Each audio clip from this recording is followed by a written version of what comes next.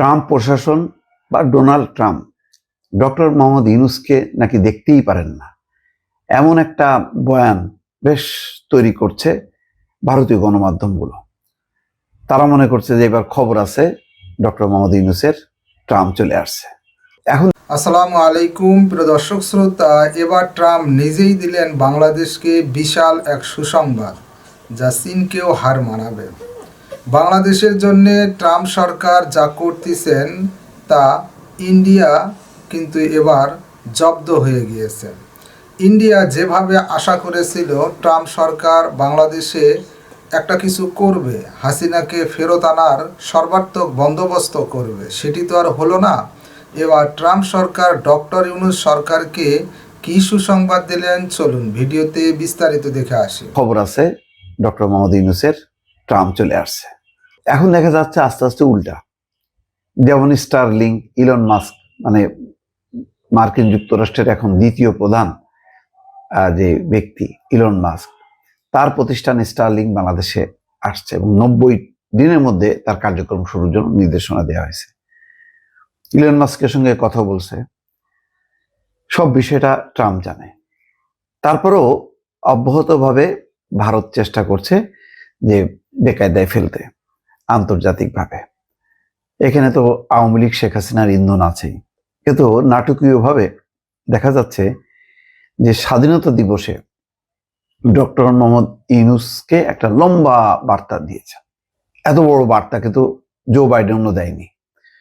সেই বার্তায় মূল কথা হচ্ছে বাংলাদেশের সাথে মার্কিন যুক্তরাষ্ট্র সম্পর্ক জোরদার করতে চায়।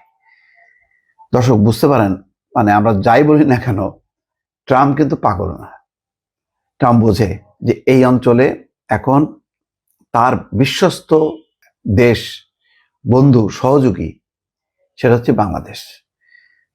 ডক্টর মোহাম্মদ ইউনূসকে বলতে গেলে পয়দা করছে বা তাকে যে আন্তর্জাতিকভাবে প্রতিষ্ঠিত করছে মার্কিন যুক্তরাষ্ট্র, এবং পশ্চিমাদের ব্যাপারে একেবারে ডক্টর মোহাম্মদ ইউনূসের কোনো রকম মানে অবন্ধুসুলভ কোনো আচরণ নেই, বরং আমেরিকা, ইউরোপে ব্যাপকভাবে তিনি জনপ্রিয়।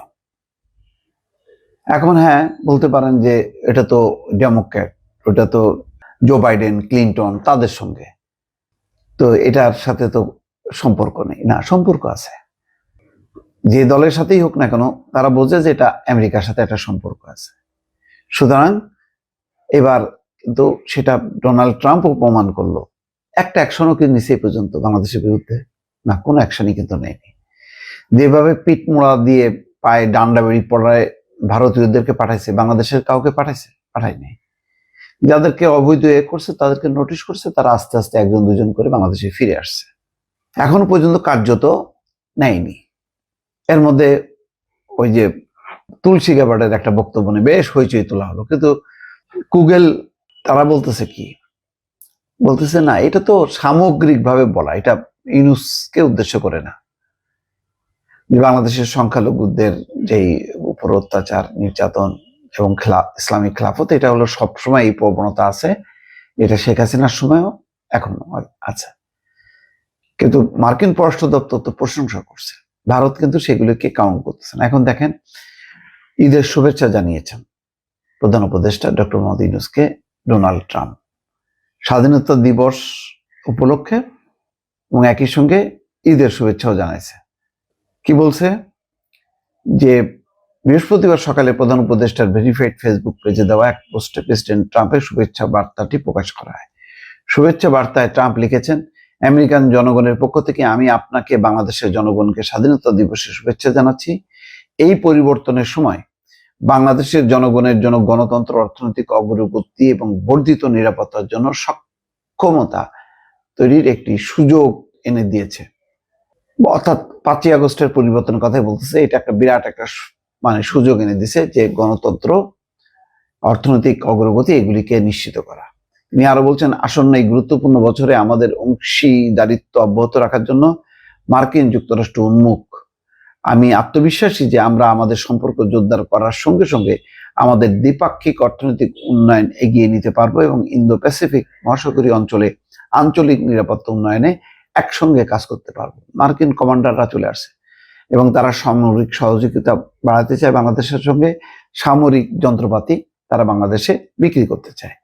তার মানে কি, তাহলে কি এই যে তাদের যে এই অঞ্চলের ইন্দো প্রশান্ত মহাসাগরীয় অঞ্চলের যে কমান্ডার, আঞ্চলিক কমান্ডার, তিনি যে আসলেন, এমনি এমনি আসলেন?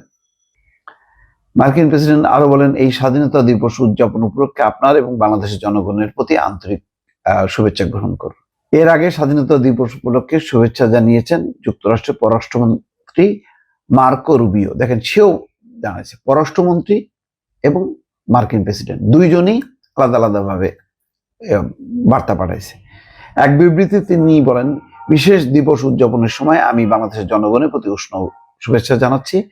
আমাদের উভয় জাতিকে নিরাপদ, শক্তিশালী এবং আরো সমৃদ্ধ করার জন্য একসঙ্গে কাজ করার প্রতিশ্রুতি পুনর্ব্যক্ত করছি।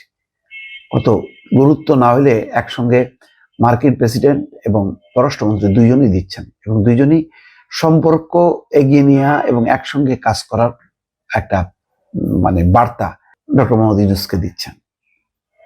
এগুলির তাৎপর্য বোঝার ক্ষমতা আছে বিরোধী পক্ষের, বিশেষ করে ভারতের। দর্শক, ভালো থাকবেন। আল্লাহ হাফেজ। প্রিয় দর্শক শ্রোতা, এ বিষয়ে আপনার মন্তব্য কমেন্ট বক্সে আশা করতেছি। ট্রাম্প যে সামরিক সহায়তা দিচ্ছে বাংলাদেশে, এটি বাংলাদেশের জন্য বিশাল এক সুসংবাদ। এ বিষয়ে আপনার মন্তব্য লিখতে পারেন কমেন্ট বক্সে।